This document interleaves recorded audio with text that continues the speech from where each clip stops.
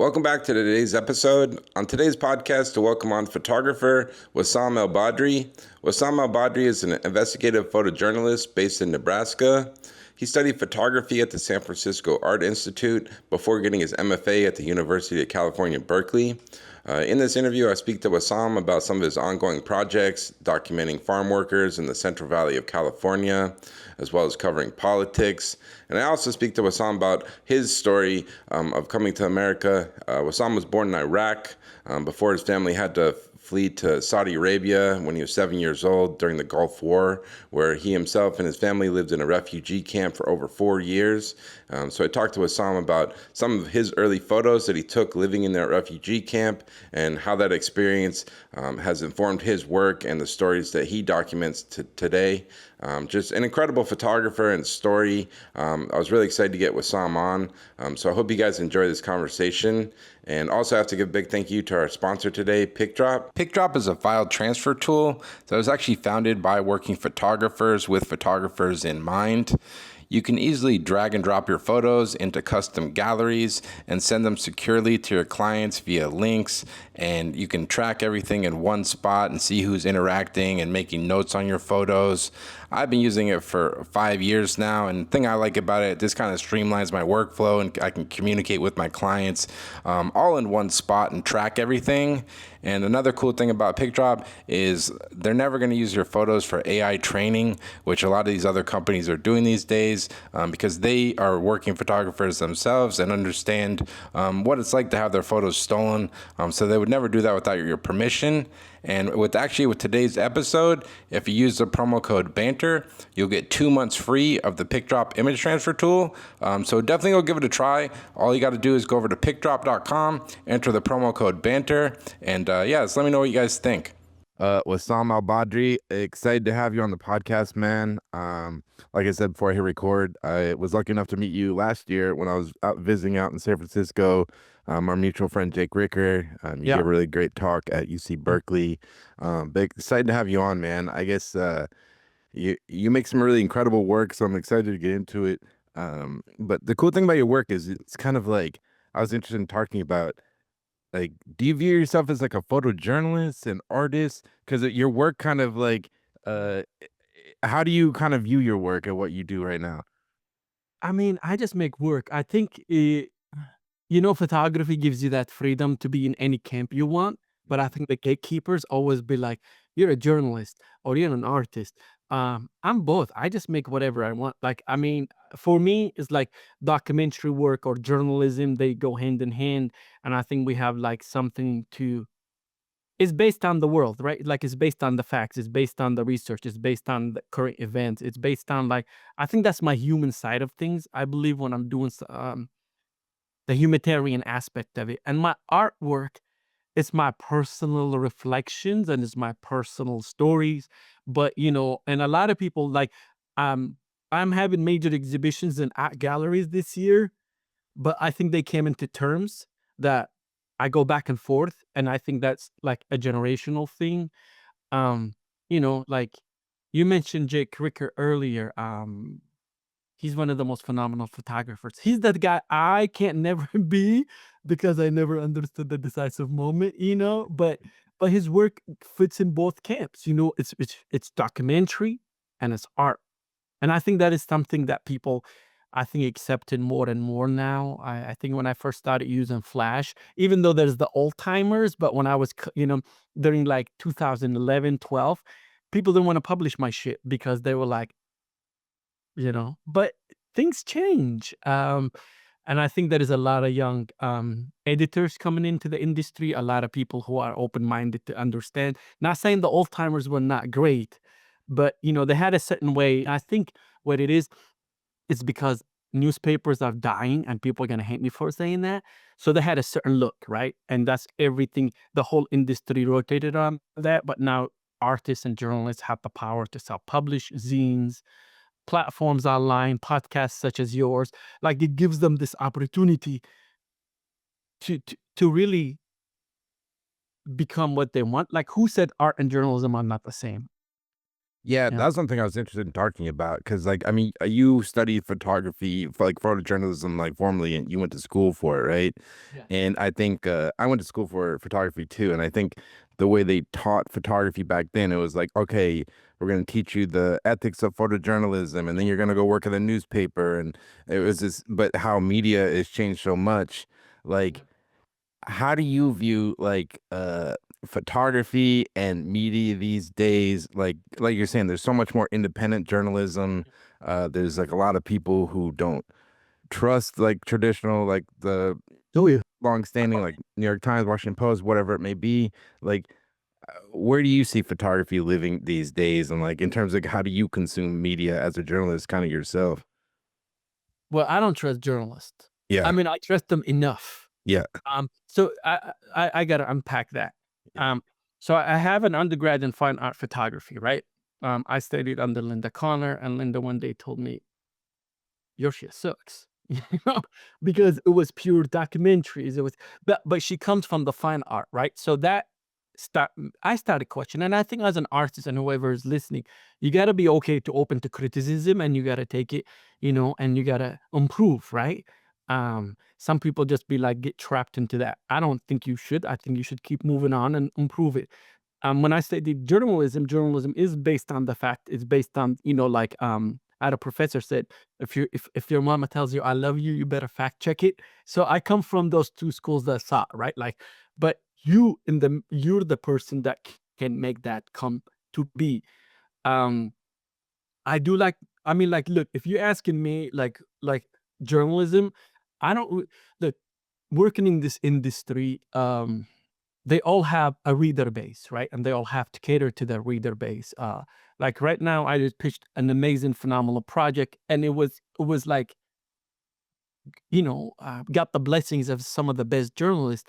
But the newspaper came back and said, "You already done all the work," so they can't really see us more than just people behind the lens, right? Mhm. But we are journalists. Like one form is photojournalism, but we are journalists in nature. Like nobody understand that when we go out to photograph, and if you're an independent journalist, you already done the research, you already made the contacts, you already fact checked the situation. So people don't take us more than just like being an illustration, right?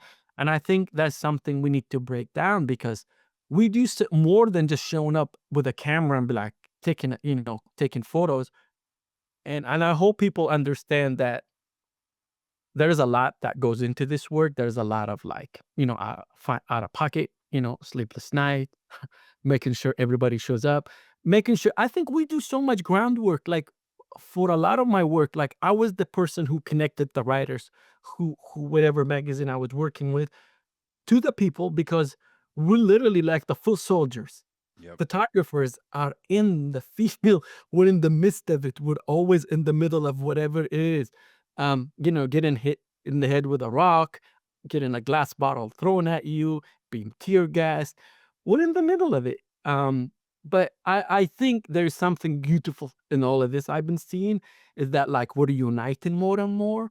Um, because there was a generational thing that people fight each other like it's my thing, it's my that. And I think this now our era, no, everybody's looking for it because you'll never take the same photograph as the person next to you. It's impossible. Like, unless it's like you have it on what is it, a two tripods like with each other, and like it's impossible.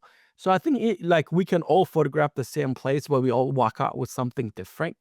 And I think we're recognizing that. I think we're accepting a lot of other people, and I'm a big advocate in that of that. Like when I see other journals, I get happy, Yeah. instead of like trying to peacock, like um, I'm like, what's up? How are you guys? What's going on? I walked over here. I'd be like, there was something interesting around that corner, and people get happy. And I think that's how I made friends with other people too. Handing them like if it was raining, I would buy extra ponchos. Because you never know, Yeah, have yeah, yeah. extra food because we're all struggling too. So, why would you want to fight the other person? And if you're all working for different outlets, you're not in competition. And you kind of mentioned like even yourself, like you have a hard time trusting journalism yourself. Like when you say that, like what is it that you like? Who do you? I think that's the thing nowadays. With there's so much. stuff everyone's fed every day from just if you want to turn on the TV, you want to turn on Instagram, you want to turn on the website. Like, how do you yourself, like, how do you, I guess, like,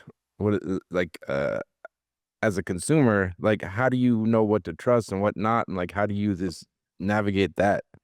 Well, I'll trust photo over text anytime. And the reason I tell you why is that texts go through 6, 7 different hands, right? The writer can have the best intention. Yep. Then it goes to the text editor and they chop off a few things. And then it goes to the next person, then they send it back to you. So at the end of that process, right, there is so much that has changed. And I've been called by people I photographed because I introduced them to the writer, and I got yelled at, and I was like, yo, I was just the photographer that I did introduce you, and I know the text person that had the best interest. But somewhere along the line between California to New York, they decided to change some of that wording, right? I'm saying it's not true. It just, and wordplay is very powerful, right? Like how you present it. But with a photograph, there is certain rules, there is certain primitives that you cannot go out of, right? Like, you cannot clone people out. You cannot do this. You can crop. Eugene Smith was like, I mean, I think he had a famous quote about that. But with journalists, is like I'm very careful when I speak. Sometimes they want to glamorize it. Sometimes they have a line they want to fill in. Like I worked in text, I understand. So let's say, I don't know. Let's say Steve going to win the Super Bowl. They already have everything written, chopped up, right? They just need few quotes. They already have the idea already set up, and boom, it's gonna go out. Then you do like the part when I do investigative journalism and I spend months and years working on a story. Then the text people already come in and they said you already have your already like words in it. Like we can't. It's already landlocked in a way. You can't really shift it.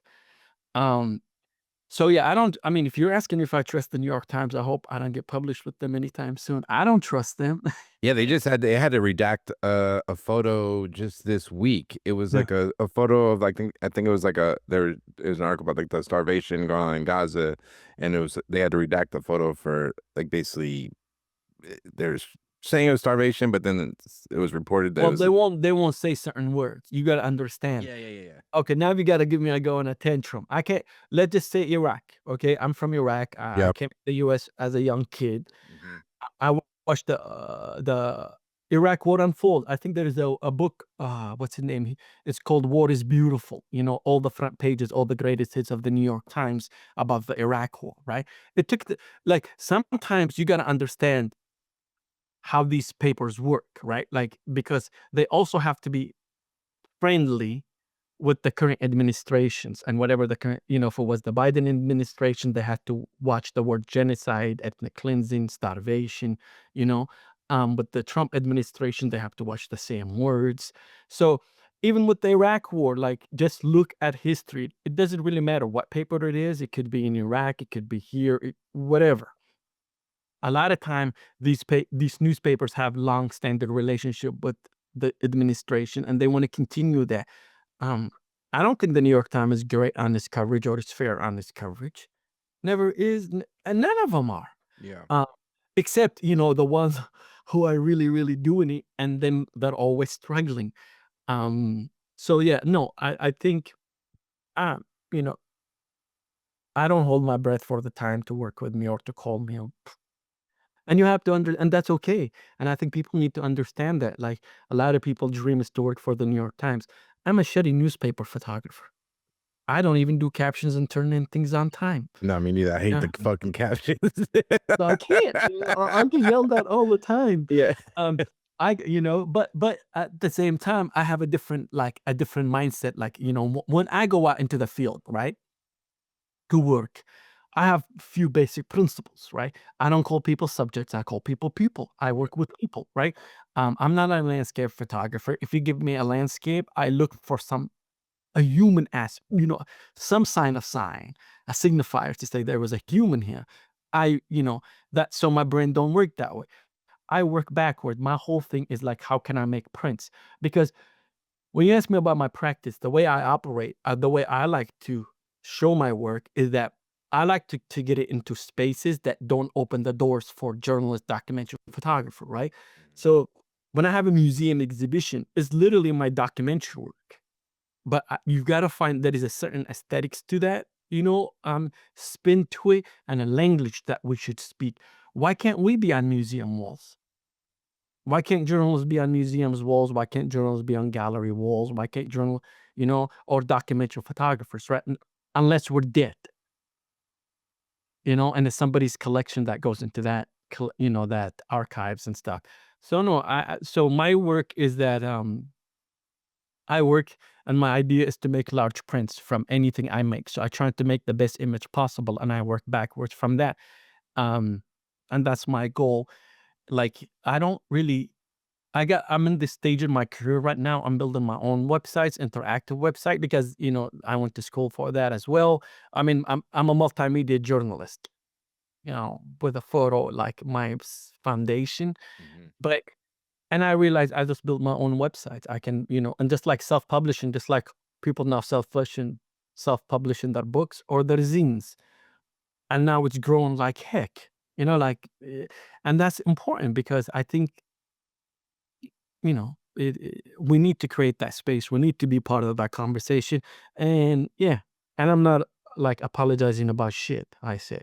Yeah, So you're getting it from the straight source. There's no, yeah, all, um, and the interesting thing about your story, like reading some other interviews about you, is you're born in Iraq, and then lived in a refugee camp in Saudi Arabia for, I think, yep. from like age 7 to 11, Yeah. and that's kind of where you kind of discovered photography, right? Well, I discovered photography there. So I wanted to be a journalist to impress my dad, right? We never had the best relationship.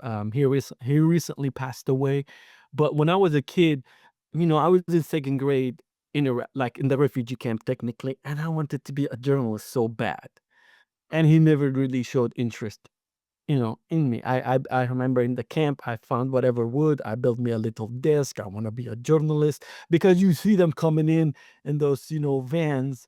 They look now the Amazon Sprinter vans, Yeah.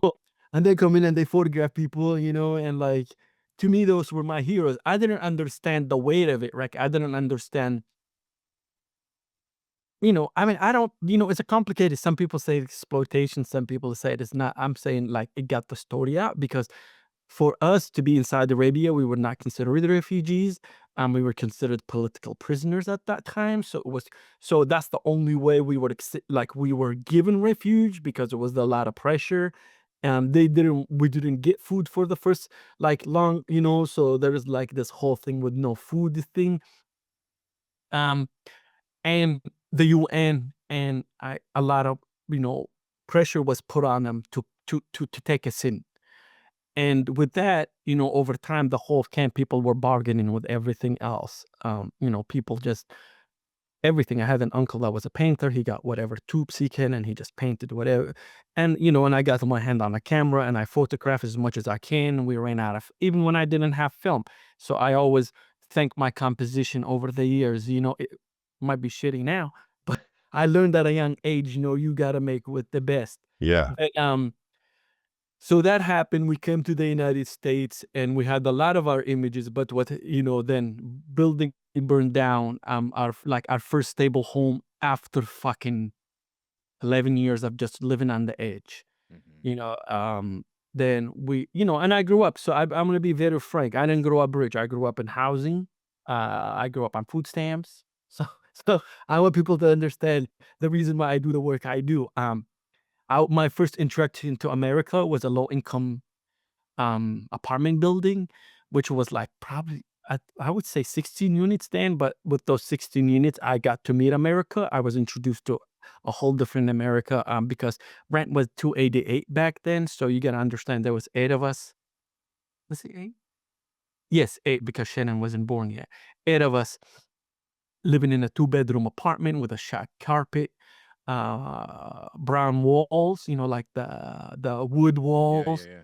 Oh man, I lost my shit when I saw a microwave for the first time. Bathtub was, because even the whatever stable life you had in Iraq, in the refugee camp, you forget anything you ever owned, right? Because you're literally living day to day. and you go get water from water buffaloes, you stand in line for food and everything else. So, but our next door neighbors, I still remember them to today. The Hicks family, they just recently moved from Mississippi. A very large African American family. Above them there was this guy named Kelly who taught me to play chess, but he was like, long hair punk rocker. Computers was first coming into to the scene. He was living with his mom. So, like next door to them was this old lady with her dog. Next door to her was this stripper and her husband, and all these thirsty Arab men who just came from a refugee camp used to watch this lady go get her mail and come back like clockwork. It was like my dad and his friends. Downstairs was like this single dad raising literally all his kids, and he was playing like the Turtles Nintendo game. There was Iraqi families, there was Vietnamese families. So that was my introduction to America, right? Like, Yeah, it's got to all these, be. You go from living in a refugee camp to Nebraska. yeah, Like you're yeah. like what, 12 years old, 11, 12 No, years. yeah, I came in right in sixth grade. So yeah, I was about 12, technically entering 12. Yeah. What do you remember about those like early days of being a kid coming into Nebraska? Because it's just I got like, to be like, man, it was like a weight lifted off your shoulder to sleep without being in fear of dying, electricity getting cut off, water not coming in for the week, freezing. I mean, fucking the desert freezes. Um, Violence, uh, a lot. I mean, I literally had a panic attack. And the Hick family, the next door family, they had a Honda CRV. They threw me in the back of the car, um, and they took me to the hospital. And my parents trusted that because they didn't speak English. They didn't know. Back home you trust your neighbor. Your neighbor take your kid, and they took me there. And on the way back, I was introduced to McDonald's. but like that's the thing.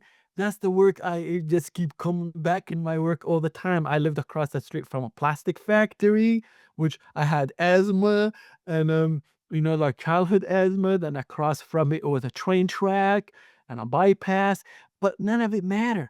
That's the thing. Like none of it mattered, dude. You're just safe.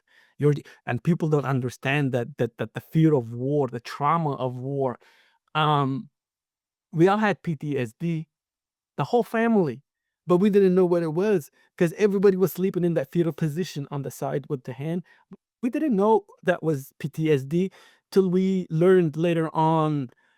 Not until I was like in my 20s, I learned I had PTSD all those years because we didn't have the language for it. We didn't, we just did it. My mom had a second grader education and my dad had a sixth grader education.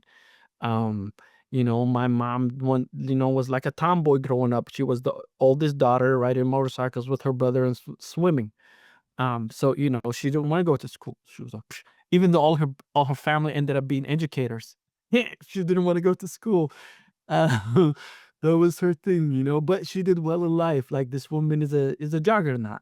She did the fabulous things. But yeah, that was it. So from there, you know, so, I mean, I wanted to do a project, don't paint the walls white, because that was one of the housing rules. If you lived on Section 8 housing, public housing, you can never paint the walls, mm, um, where we were at. So now, and even though now my mom bought her own home, she won't paint the walls white. I mean, anything, they have to be white, crispy white. yeah, I was like, it's your house. yeah, Yeah. yeah, yeah. Yeah. So yeah, it's a whole life changing experience. Then I went to high school, well, middle school, then high school, ESL. Then I had to learn, English as a second language. Then that was introduced to Vietnamese kids, Sudanese kids from Mexico, Chile, um, uh, like my whole people make fun of Nebraska, but it's literally like a motley crew of refugees from all over, Bosnians, Serbians, Croatians. We were all in school together, and we're still friends until up until now. Like we're all see each other. And where else? Then I went to high school and I signed up for my first photo class. Man, I was the happiest kid on the block.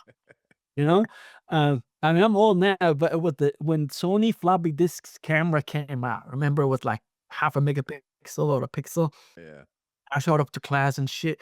So I used to skip school a lot. Let me be very clear with people. at 17, I dropped out of high school, right? Then, like, I went and got me a job. So I spent over a decade working in factories, which I will get into. But I went to this class, I was like fucking 15, 16, like, right before I drop out. And I was really, really excited. And my school teacher said, I will not give you a camera. He checked them out to all the kids, right? He's like, I will not check you out a camera because you will steal it, you know? And I just never went back to that class. So that was like the nail in the coffin with me with school, because that was like my last hope to graduate. Yeah. And he was like, "No, you're gonna steal the camera." I never stole shit in my life. I mean, that's the crazy part, like it's not. And and it was hurtful, but you spend your whole life getting told no, so you're okay with it. I mean, I was hurt and I moved on. Then I went and got me my first job at McDonald's. Then after that, I went and worked in a pork packing plant, you know, which was cooks that became Conagra Food, whatever. Then from there, I went and worked at like a metal stamping plants, Then from stamping plants to I think you did like a asbestos removal. yeah, Yeah, that's the incredible thing about your story, man. This like yeah, your but yeah, dude, your level of like resilience, not even just like everything that happened in your home country and living in the camp and then coming here and like I think you're from 18 to 25, you're just living in factories. Like, how do you get out of that to be able to pursue your photography? Because I would imagine there's the times where people, yeah. the people I met, I'm literally, Mm. I run into them monthly or whatever. I mean, so I go from there and I was working at Tricon. I mean, they all still exist, and it was a metal stamping plant, and it was like third shift, and Katrina hit, and and they're looking for asbestos removal. I didn't know shit about asbestos. I don't even know. I just know they would pay like $20 an hour back there. $20 an hour. I was making like $7.95. That was I had dreams, I was- I thought, $20 an hour would change my life. Eh, you grow up in poverty, you grow up like that. $20 is like a big deal. So I signed up, I volunteered. I mean, not, I signed up. They called me and they said, we have to train you for a week, but part of the training is $600. So we cut it out of your first paychecks. Um, and I didn't give a crap. My father left the family. I was old enough now. I have, you have siblings and you have a family, and you still, you need to make a living. So I worked there, but they didn't pick me to go to the crew to go to New Orleans. I was picked to become part of the crew to go work in Iowa, Mason City, Iowa. And I met some of the most fabulous, amazing human being. Um, that's the class I come from. I want people to understand that I don't come from a rich class. I come from a poor working class, that made it into, I would assume, middle class now for me and like my wife and my kid. But I come from that line of work. But then after that, I went back and I worked laying concrete on freeways. I wasn't that sophisticated. I was just the guy with the trail. I would just pull a shit. You Like know? Uh, at this time, are you still are you thinking about photography? Is it like the dream of oh yeah. yours to I was pursue a that? daydreamer. I was Yeah. a dreaming of ideas. I actually um I had like some sort of binder. I don't know what happened to it. And then I got to the company called Molex, and they made like these plastic parts for every component. And that's what I made a lot of my lifelong friends. And again, every race, every gender working in the same assembly line, and I was their team leader. I don't know. It just happened, and those were my friends, and that's who I stayed friends with up until today. I mean, I literally saw them more. My father passed away about 10 days ago, and a lot of those people that I seen a while back, I saw them show up, and I'm telling you, these are like poor working folks, right? But they have the most beautiful soul, and what I mean by that is like paycheck to paycheck, right? And they're my friend, and they remember, and they're like, we heard. And that is the biggest reward for me. But while I was there with them in line, they like, yeah, you should go back to school. You shouldn't be here. They're like, we've been doing this for years. It's hard. And then I met my wife, and she was like, yeah, you're too smart to be this stupid, you know. because I love going downtown to the bars and drinking. And she's like, you got to do something useful with your life. Um, so with that, what happened is that I started, I went back to community college. I started taking classes in photography. I'm a very good listener. Males in general, if there is a woman professor teaching, they're always fucking peacocking, especially Nikon guys. So they know it all. And one guy was going off, and I don't know what he said, and I was like, dude, this is the first day, man. I don't even like, just let me be. And he's like, then I don't know, he ended up getting kicked out of the class, and the teacher looked at me at that time. She's like, you feel the same way? I was like, nope. I was like, I'm here to learn. And I think with that we built a great relationship, and I contribute a lot of my like understanding and foundation before I went to these other places. Because once you get to those other places, I already hit the ground running, so it was very helpful for me. So after I took the classes at the community college, I got lucky and met a person. So this is the thing with people, like, you don't know who's gonna open doors for you. I met this man. He was a producer. We're still dear friends until, I mean, we're still friends with David and I, and he was a producer at CNN. He gave me my first gig. Um, then he went to Al Jazeera America, and I got my first jobs with them working under him. Then from there, I went to school. So you don't know who helped you, and I always been that person. I feel bad if there is a young journalist that walks up to me, they're gonna get more info. I'm just gonna like information vomit on them. But I give them everybody else's contact information too. I'm like, yeah, reach out here because we should. And over the years, people helped me out a lot. Like, for me to get to this point, there at least had to be 100 people behind me helping me out. And don't be afraid to ask for help. And don't be a prick when you get help and when you get to somewhere to the promised land that you think you got to. Like, oh, my dad, I started an industry, but you got a loan from your dad for 25 million. You know what I mean? Like, don't do that. Don't be that person.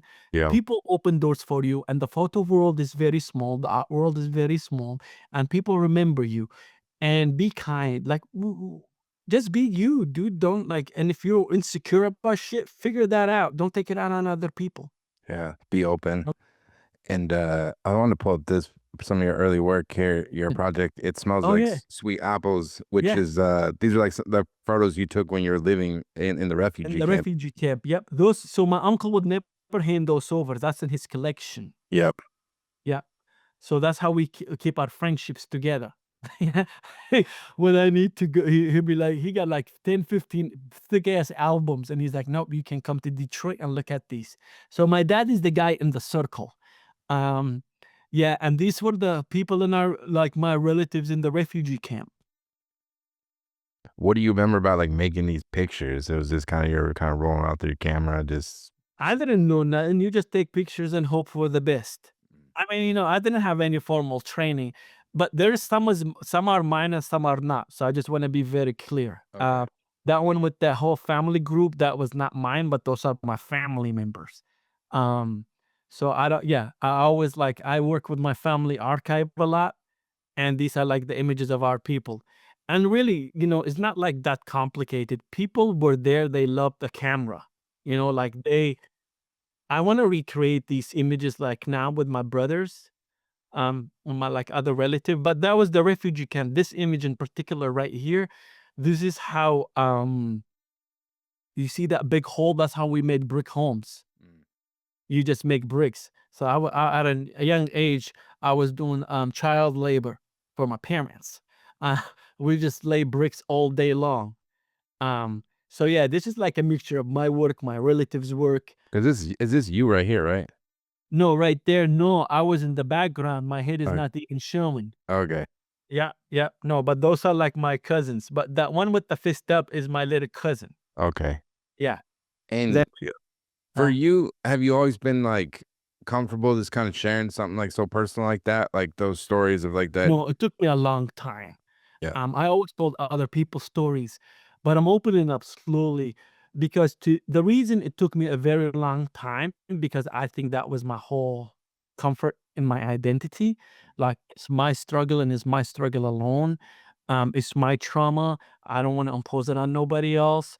Um, then I realized none of my friends, none of my cousins, none of my relatives, family ever talk about this experience in the refugee camp. There was around over 30,000. It was like estimated at 40,000 at one point, but none of us talk about that experience as if it never happened. Mhm. Like it's never happened. And I think people just told me like, well, why are you trying to open up old wounds? Like just move on. We're here now. And I think it's important to speak about our past because that was, war is not a beautiful thing being a refugee, but food scarcity. Um, War is traumatizing. And with that, I think for me is like healing, for me to be of service for others. So that's why I do the work I do, is that I feel like I'm contributing to society because you spend your whole life thinking you didn't contribute anything to society, right? Like this image of the Arab, this image of the Iraqi, this image. Look, I'm not practicing Muslim, never been a very big secular family, but by because you're from there, people like, oh well, there is always this negativity here, like, you're not there is nothing positive you're contributing. And I challenge that and I'm like, no, you know, I love to do the photography I do and the work I do for other people because I owe it to people, you know. If you're capable of helping, help. Yeah. It's really not that complicated. There is no rewards. I think I got the best advice from Kalite, and he's like, "Do the work and they'll come." Because when I was young, I was eager. I was like, "Nobody's publishing my work. What the fuck?" And he's like, "Dude, just do the work and they'll come." And that's the best thing. And it was just a waterfall after that. It was like, so it happens. It just make it. Find people who believe in you. Find people who trust you, and be that for other people too who are young and coming up. Um, you know help. Yeah. I mean, it's like, I can sit here and philosophize about photography and the isms and all the fun, ephemeral and all of that. But at the end of the day, is we're trying to make work to document society, to document the world for a future generation to read and understand. We're in the midst of it right now. Some of us are smart enough to understand, to read the signs, and some of us don't have the tools yet. But, it's our job to document this and to share it. Yeah, and has your family always been, like, supportive of your, like, creative kind of projects? Or, like, what do they? Because I would imagine, like, putting something personal like that out, Yeah. like, be it that or even some No. of the other projects you've done, There which is more, yeah, it's yeah. more to it. But no, so look, um, I think when they first I started, they entertained it because they didn't think it's gonna get published, like, on a national level. I have a sister who I love dearly, and, like, she loves me as well, and she supports me in everything, but she don't wanna be part of my project, and it's her personal, it's her agency, it's her personal space, and I respect that. My Mhm. mom is a trooper, she'll always be in my projects. Yeah. And my other siblings, I pull rank because 'cause I'm older than them, so I'm like, "No, you guys gotta." I pull wreck. Yeah, I was like, "You guys gotta do it." My nieces, I'm glad I have a lot of nieces, and they're very hip, and they understand the camera, so they're always part of it. But I also take a break sometime, like, I come back to my family project here and there, because I get busy with other sides, yeah. So those kids right here, the girl on the right, Mhm. she's, with the floral shirt. She literally just graduated high school. She's 17 and driving. My other niece is 14 now. That's my mom in her kitchen. That was a Section 8 housing fee. So you see the aluminum foil on it so she doesn't damage it. Yeah. That's my sister. She didn't have her hijab on, but she knew I had my camera. And she's like, dang it, Wassam. So she turned. That's my sister in the green now. She just married and had a baby. My mother in the purple. Do These do you kids, do you huh? feel more comfortable photographing your family or photographing, like, any of the other projects where it's just, like, strangers and people that you don't know personally, No, like I think my family is way more difficult to yeah. convince. And so these my nieces right here, they're literally 14 and 15 now. So that's like they were doing makeup in grandma's house. They used to come and do makeup. Yeah. Um, that Yeah, the next image is my brother. He was for coming from jail. He used to serve 3 years, and that was his house arrest monitor. You know, on him. Um, So yeah, that's like, My sister makeup Connor. You know, I'm I'm glad I got a photo. Those my nieces the summer before the two. Like I'm telling you, it's crazy. Like this project been going on for so long. It needs to be a book. Yeah. My brother, again, you know, And he with this work, is it like a different approach than your other projects? Like, no. do you have like a goal like in mind what you're trying? Is it more just you're just photographing your life and you obviously it's your family, you want to capture these moments for yourself, pretty much? Well, I have this thing. I treat the people I work with outside my family, I photograph them the same aesthetic as with my family and my personal story, Hmm. because I don't want to have a division like, oh, because I hold them all to the highest like respect Yep. of photographing them. So no, I photograph them all in the same aesthetic. But with this one, I have more time, with other projects is like I'm there for 3 days, 4 days, and I have to move on a week, 2 weeks, a month. But with these, this is my brother right here. He's getting married, and literally he's reporting himself to jail like in 4 days. And I love that image. Somebody's hand popped right in front of the flash of his ex-wife. Um, and you can see that image. They're like, oh my God, what did we get ourselves into? You know? Hmm. Um, but yeah, they know that I'm not a wedding photographer, so they'll never get these images from me. They're just for my project and and that work still like it's ongoing. I think I need to end it at a certain point. Um, but yeah, those are my siblings too. So my mom's former home was like next to grain silos and a power plant, that behind them. Yeah. My brother here next to the fence in a jacket, he died from a drug overdose, you know. So like, like I'm very honest about like the reality of my story, right? Because the only time I ever entered in the family project, this is my brother at his coffin, and there's my dad in the white hair, and there is I am, because they like, you have to do a prayer, like, to send him off. And that's me with a mask because I just had a kid and COVID was hitting. He died during COVID. Then I saw my dad last time, in the same exact location. You know, uh, 7/19/2025. That was my dad burial in the same spot. So it's like it's crazy, how these projects. But I didn't photograph my father at all because and it's kind of hard because I never had a relationship with my father. He left the family when I was 14 years old. Mm. I'm 41 now. So you got to think about like we never, so I didn't think for me it was right to include him in this because one, he never wanted to be part of it when he was alive. I mean, I never really asked him, let me be very clear. But I don't want to also photograph him in his last days because I think he should go out because sometimes images outlast us. Yep. And I didn't want that image. I know my brother was okay with me being in his project. I mean, in my project, but not the other way around. So, but yeah, I think these are very personal like projects and stories. And then I started including other people. I think there was a good publication in the Atlantic about like I started expanding it to people who were with me in the refugee camp and who are my family as well. Like Iraqi bodybuilders, which I think is phenomenal. Then I start looking for people in the refugee camp with me who were there at the same time and we were friends or at the same age. So this is like gonna be an ongoing project. I hope I can get back to it next year. But my problem is like I'm always, if there's a current event about social injustice or political shit, I'm always in the midst of it. I just need to stop for a while, stop making work.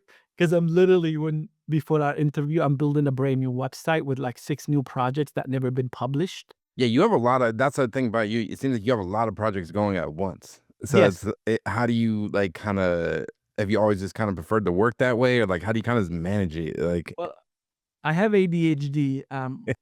I finally got medication for it. When I went through school, I didn't want to tell anybody because I was always afraid, how I would be treated or how I would be pushed out or how, you never know with how people treat you.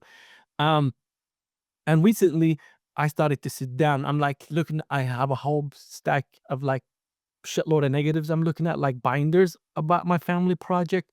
I need to scan and go through because my family goes from all the way from Arizona all the way to Detroit, the majority of them, because there's a large Arab population there. My cousins, my uncle, my aunties, my sisters, everybody's there. Uh, but I always work on 2, 3 projects at the same time. I think that's my comfort level because they all feed into one another. Like I finished a massive body of work in Pennsylvania about the health impact on children, and that's how digital, because I literally spent over a year doing investigative journalism. Then I have to find people in rural areas that children have been impacted And or have that's just a family personal members. project you're just doing yourself. Yeah. Yes. Well, no, I got funding from this new foundation called the Center for Contemporary Documentation, right? But it's a very investigative visual project. Um, then we're gonna self-publish. Then again, I did the same thing with Detroit. Um, Same, then now I'm going literally to Pennsylvania, no, to Central Valley for about a week to go back and reconnect with all the farm workers I worked with for a very long time. Yes, so I'm going back to that. So the whole project, like selected work, is over 180 images, and I'm going back to it. Then there is like spin-off from the project films, but a few years back, I had a show at Princeton, the University of Princeton, at the Bernstein Gallery, and one of the kids who walked through it, I had a picture of their relatives. She just graduated college, and she wrote me, and she's like, "We would like you to come work with us." So you know what I mean? Like that, to me, like that, I won the lottery there because the people who you photograph call you back. And that was from the Farm Workers Project, or that was a Yeah, different? Okay. farm workers. So That's I was gonna ask you, not to cut you off, like a project like this. I mean, I know you shot this during the pandemic in like 2020, and you're going back next week. Like, so how do you initially, because these are very like delicate stories to tell of these people, especially now, like uh how do you even get access and to make these pictures on these farms, which I'm guessing a lot of these farms are like commercially owned, yep. and like getting on the property, like how do you even make this work? Well, two things. One is a trust network. Like I trust you. You interviewed me. Then I'll be like, who should I speak to next? Mm-hmm. They would pass you down to the next person. You already been vetted. Yep. Um, and I think that's a big deal. And I'm very, very, very respectful. Like there is times when I tell people, you know what, I'll do your photo. You don't have to tell me your name because I don't want to get you in trouble. If you want me to do your photo and I mean, like that's when art come in, like a signifier to to show a person in some sort of way. That's enough for me. I don't need to show your face. I respect your privacy because there is a lot of consequences to this work. Like this kid right here, if you go down, that's Magali. Magali just graduated from UC Berkeley. I photographed her when she just graduated high school. I literally had a phone call with her 2 days ago to go back and check. That's a farm labor camp. Like a company owns that land and they lease it to people. I walked into this field in Watsonville and I told people what I'm doing, and people will look. You just have to be genuine with people. Yep. That's all it is. I don't have a magic formula. But I would, but the people that like, so like these farms, like yeah, obviously these people don't own it, so no. it's like no one gave you like pushback to like No, you uh, gotta find the team leader, and you just gotta yeah, tell them who you are and what you're doing. This was for yeah, Mother Jones. He yeah, organized against a peanut plant, and they yeah, fired. So look, it's a mixture of people. Like you just gotta be okay. This image right here got me my next big project. Right there, that right, image. I never thought anything of it, but chased a family of a mom and a dad, and they had 6 kids, and the van flipped over and they died. I mhm, had that image in the show. The kid wrote me and she's like, "Those were my relatives. Thank you for being delicate. I'm graduating from Princeton in a degree in poli-sci. I'm gonna be in Central Valley." And I just wrote her, so I'm going back next week, and we already making arrangements like to meet families, people picking berries right there, yep, and yeah. What do you? Yeah, because that's gonna be, I mentioned, interesting going back now with Trump in office and this, how ICE is going after all these people. yep, Like I'm guessing you're anticipating, I would think, like it's gonna be a different reaction to the camera from people. Absolutely. Yes. Yeah. There is people I love dearly, and I was very very friend. Like, I'm repeating a lot of words, but we've been very close friends, but they just went off the grid completely. Of I course. understand why. Yep. But there is people who I show their face have some sort of like, legal, like a status that protects them, I should say. Mhm. Uh, there is people who I'm going back on the fields, and sometimes like, people are okay with me being there because they're like, I never really had any pushback, and I think because of like, I introduced myself. I told them what I'm about. They knew I was working Central Valley. Believe me, word travel faster than you think. Mhm. People are like intertwined. They're very much connected. Like this home right here, that was a home of an undocumented family. And I said, you know what? Um, I don't need to show your face. I Mhm. don't need to.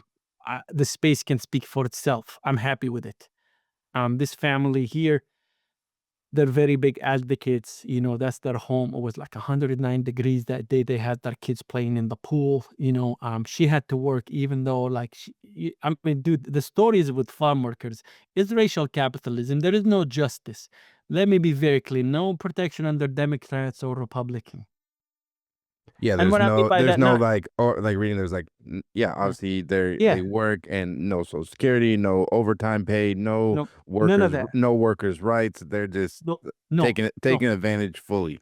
Yep, and they get called very vulgar words, very prejudiced, very sexualized words. They hear it all. Mhm. They I'm the and I love the people there. I keep going back because I believe there is no greater honor when the people accept you back Yep. as a journalist, as a documentary photographer, and they say, "Yeah, come back. We need your help. We're gonna work with you again." After, like, I worked on this 2020 through 2021, then I moved away, back to Nebraska. But people still remember me. I called a lot of people and they answered. So going back next week, like, do you already have like a goal in mind of like Yep. I already. how you want to approach it? Like, what are Yep. you trying to capture this time? I guess. Well, I wanted to reconnect with some of the families. I wanted to photograph some of the children. Their parents been detained, and that been very tricky because, so I have networks on the ground. I also team up with the United Farm Workers Foundation sometimes because they have a larger labor union, and they're very big advocates for farmer rights. So I like them, the Cesar Chavez Foundation.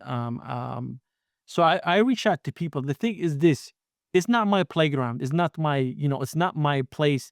So what I do is I reach out to people who are doing work there. Mhm. Um, this lady, this image right here, she passed away in her sleep like 2 weeks after I took those photographs of her. Then I ended up sending images to her family. I obviously have some. I think I posted on my Instagram recently, a photo of, like, with her bandana, and I realized there is a whole fashion to farm workers.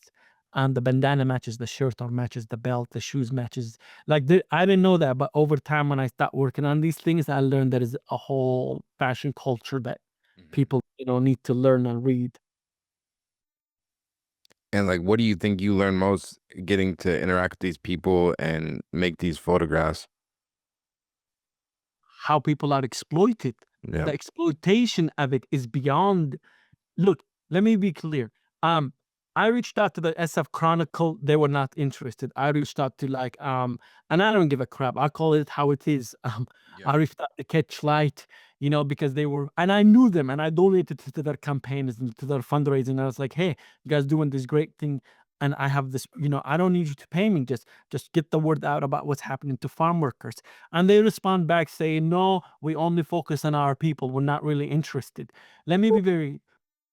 No magazine in California beside Mother Jones published anything about farm workers. Not the Chronicle, not the anybody. Didn't even want to reach it. And it was about 90 miles away to Salinas Valley, or 100, a few hundred to, like, Central Valley, 180, whatever you want. None of them wanted to touch this work, but everybody else, like, it was published in the Rolling Stone. Well, obviously, Mother Jones, The Nation, the Times, and I think there's one more.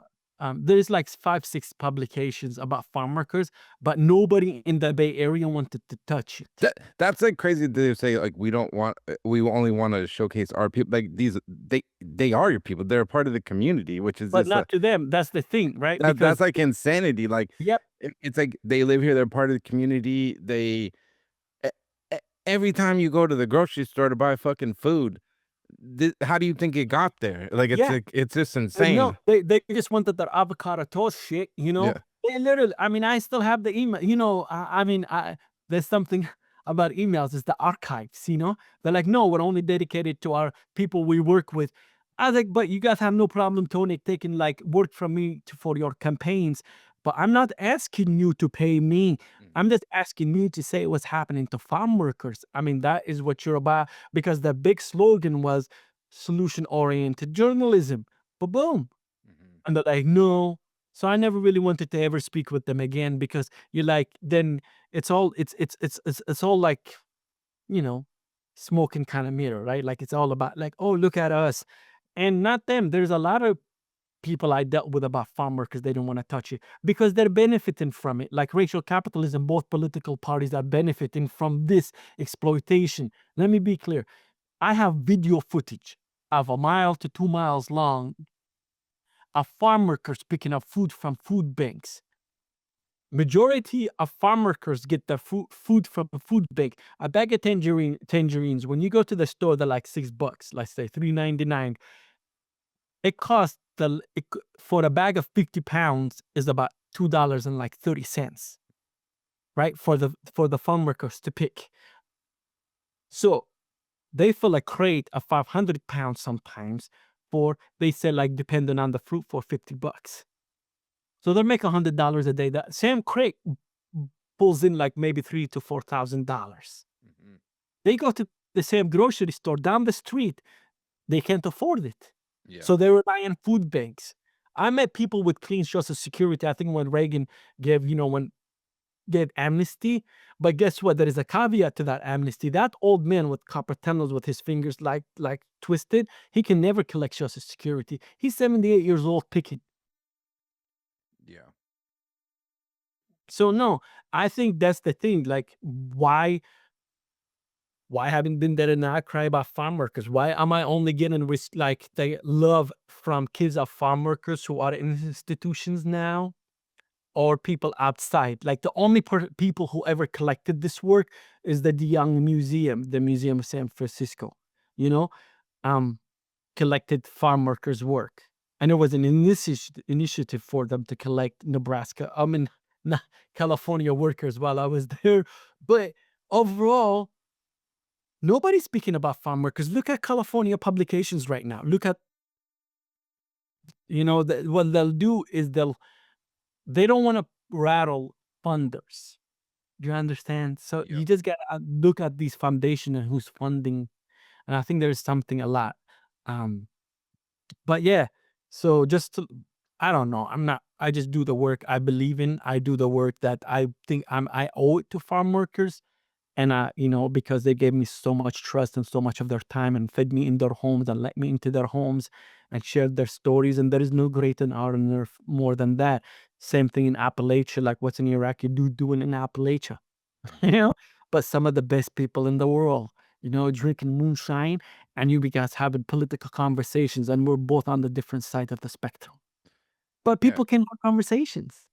Yeah, it's just having respect for Yeah. fellow humans. It shouldn't be that difficult. No. It's crazy. Yeah. And another thing I was interested in, let me pull it up here. I know last year you went and photographed the RNC and Oh, DNC yeah. conventions. I think you went with Ken Light, who you studied under at Berkeley, Yeah. correct? Yeah. Yeah. Yeah. How was, what made you want to photograph this? And like, I guess what was your experience making these photographs? Because you went to both conventions. Yep. So, again, building good relationships. I needed to get access, but you have to work for an outlet. So I wrote to the photo editor at Mother Jones. So anybody listening, if you can't get credentials sometime, just reach out to certain, whatever before and just Yep. ask me, like, I'll give you first call. Which I got 2 publications with them, which I'm very excited about. But I'm interested. So I'm working on this very massive body of work. And basically I should know, I mean, and it's about my boy Trump. I'm kidding, Yeah. before, but the idea of it is that it's called like hold on, fucking too many monitors open. Oh yeah, so the piece called the spectacle of the American schism, Mhm. you know and it's about Trump, but I wanted to look at like historical figures that wrote about these kind of personalities like Theodore Adorno, Walter Benjamin, like things you can reflect on like a level, Edward Said, Franz Fanon, Hannah Arendt, work about like totalitarianism. And I wanted to reflect on those issues. But so I was like, it's a spectacle, it's theatrical, right? And it's performative. Mhm. I grew up under dictators. I know this type of behavior, right? Um, then I was like, I want to see it for myself. I'm interested. So I started photographing this massive body of work. I'm never been published. I have an exhibition this fall up at Cochrane in Washington D.C. with this work. It's me and Peter Van Agman. We're both having a Yeah, show yeah. together. Um, and his work is, we're both reflecting on America, and what happened with that is like, this is the place for it. I have a big mouth. I'm not afraid to say how it is. Um, I believe in this democracy. I believe we all contribute to it, but I don't believe in the state we're in right now. It's normal, No. right? Turning people like, there is signs of dictatorships. There is signs, and not like a Middle East dictator. Let me be very clear before somebody lose their shit. Uh, this is the new phenomena. This is a new I would say like American exceptionalism of a tyrant kind of personality, right? Like a demigod, going after anybody, going after like the arts, journalists, LGBTQ communities. Um, like my whole thing in life is like, what's it to you? You know what I mean? Like, what's it to him? Why do you going after people that So I think that's how he gonna create this power grab, right? Like he's gonna isolate people from each other. He's gonna create moments of chaos, and he's gonna come in as Superman to solve these problems, like this father figure. But in reality, But he got they're nothing like done. fake problems that don't like exist, and Not at all. he makes Not them, at and then all. he can be like, "Look what I did," but it's all like, Exactly. Not it, at all. yeah, It's like pff, it's like punching yourself in the face to look like the victim. Like he's the president of the most powerful nation on earth, let's say, right? He should be a beacon of hope. He should but he's not. And I think these are the signs, and this is the project I've been working on for a very long time. Like I can read those signs. And a lot of people can read those signs, but journalists don't want to take it head on. A lot of people be like, well, be careful what's gonna happen. It's like, yeah. you know, Like you said, as someone, you grew up under dictators, and now you're seeing how this is unfolding. Like, what are those signs that you're seeing, and like, do you think it's this people are this like in America, this like desensitized to like seeing this shit now, or what do I you don't think? think we are. I think, look, it's not part of the American fabric to Mhm. to fall in line. I mean, in reality. So here's the thing. Um, Thinking about these, like if we're gonna get political or my political opinions about it. Um, he one thing, let's say, I don't know, let's say Green wants to become a dictator, right? They isolate the whole country, they turn people against each other, right? Then they say this group is better than this other group over each other, right? And this group should lead over this one. We're gonna go back to our old ways, our old traditional ways, you know? I mean, like, let is an example. Saddam came to power in Iraq, right? He said this is a pan-Arab country. He's a pan-Arab, right? So a Ba'athist party is like a version of the Ba'athist is a version of fascism, right? He said Arabs are pure blood. Iraqis from here have more rights, even though if you were born here. Like I had a friend from Iran. His parents came to Iraq 300 years ago. His great ancestors. He lost four brothers that got executed, got pulled from the University of Baghdad, and never been seen again. They had nothing to do with anything. They were like, intellectuals. Yep. So you destroy your intellectual class. You destroy any form of unity between the people. You start creating problem. You start telling this group, Muslims hate Jewish people, Christians hate these people. Now you're gonna isolate them. What happened is nobody, atheists hate Muslims, Hindus hate that. He's okay with that. He doesn't give a shit because it will never affect him. LGBTQ people hate these ones. He gave power to to the alt-right Christian nationalists. Let's Yeah. be realistic about it, right? This country was not, they keep saying the founder fathers, whether however you like it, under history, what they did to indigenous people, that history, we need to understand that history, what happened to indigenous people, right? Like, this is a stolen land built on free labor, right? So he's trying to take it back to the good old days. And there's a lot of people who believe in that. And those are signs of dangerous times if people don't come up and have more conversations with one another. And it's our duty as artists, as journalists, as intellectuals, as human beings to reach to our neighbors, to speak to other people like what's going on. You have more in common with more people. You think that, and there's horrible people. You should avoid them, but you can't just write everybody off. Yeah, so that's the other question I was going to ask, as like a photographer and you're photographing like these people. And I asked the same question to Mark Peterson, who's a Yeah. photojournalist. I don't know if Yeah. you're familiar with his work. Oh yeah. And Yeah. he's a lot of his career is photographing all these people like the Proud Boys and QAnon and like the far right. Like, why is it still important to document these people and like, I guess, or quote unquote shine a light on them? I guess is you can't ignore it, or like, why is it important for you to still photograph this sector of the population, I guess?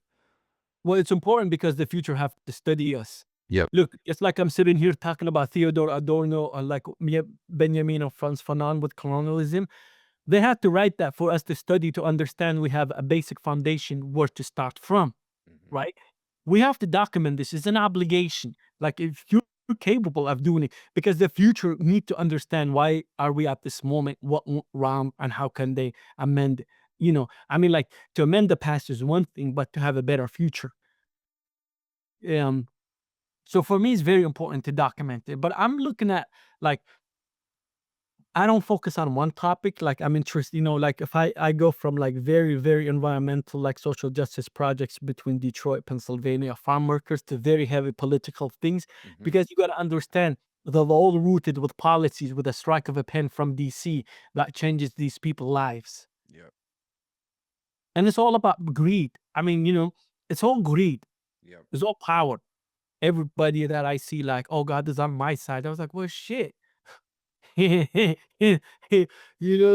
that's a moron thing to say. If there is such thing, they shouldn't discriminate, right? Like, you can't love one kid over another. It's impossible. Yeah. But that's the thing with politicians always, they have no, their value is whoever is sponsoring them. Maybe there is few good people that, what was it? Was it Goodfellas? The movie, when he said, when a politician he's like, do you know how when a politician is lying? He's like, every time they stop moving the lips. Yeah. I think it was Goodfellas, if I'm not wrong, Yeah. But that's the reality of things. They need to do better for the people. I think the people we elected to do, they shouldn't be divided. Like, look at the house and like everything right now, just divided right in the middle. Like, there is no more common sense.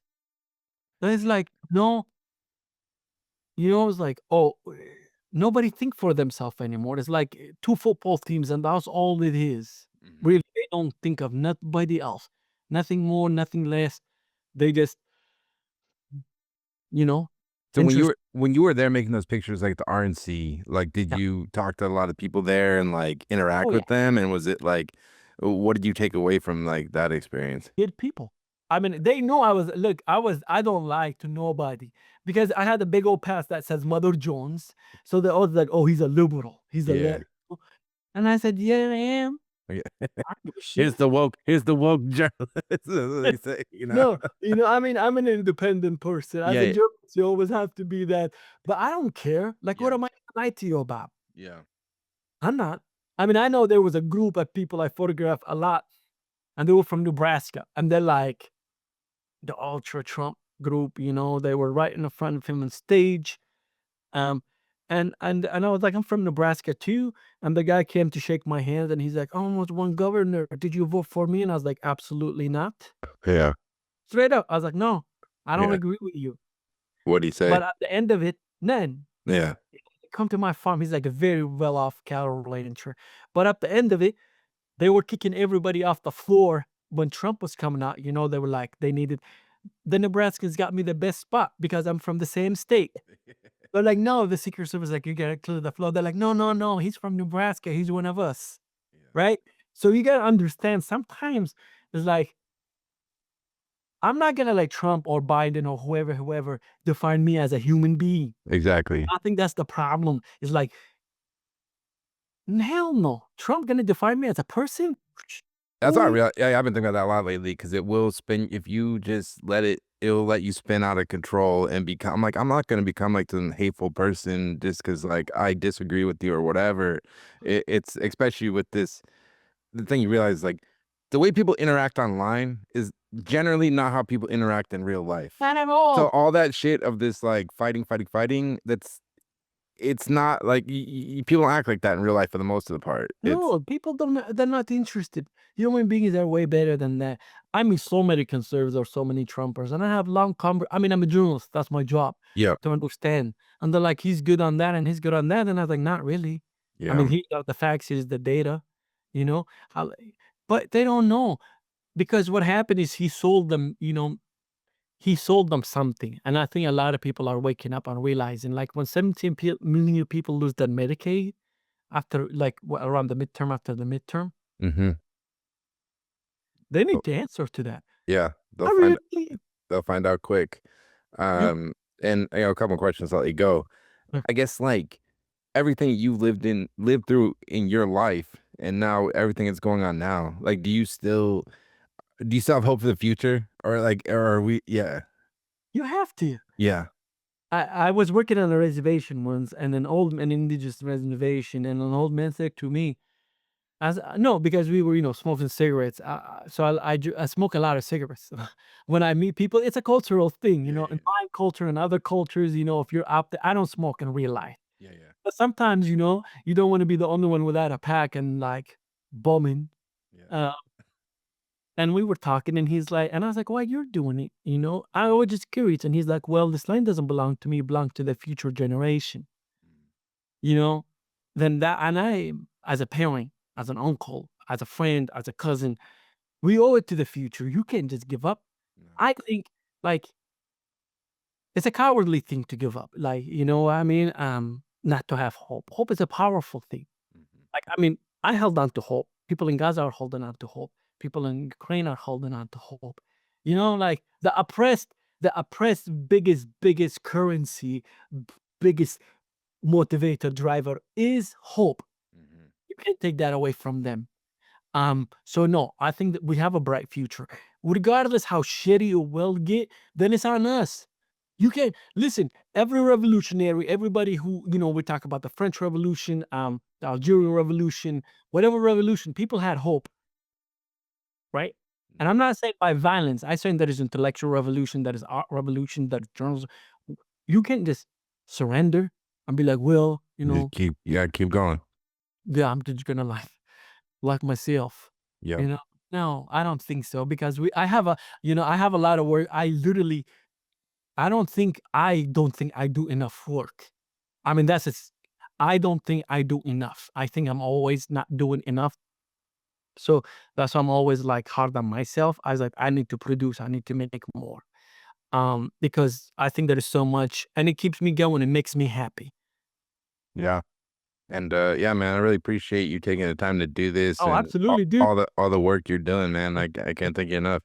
No, I appreciate you for reaching out. I mean, any homie of Jay Cricker is a homie of mine. That's my homie. That's Yeah, right, man. Well, yeah. He's one I'll of the good ones. he is, man. And yeah, I'll link all your website and people can go check out more of your work and your Yeah, Instagram and yeah, yeah, look forward to yeah, seeing your and name let there. them know if anybody want to reach out. Please do. I always tell people like send me an email. Just put my email. I don't give a shit.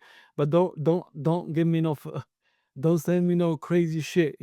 This I can have a normal human conversation. Okay. But don't be like I don't.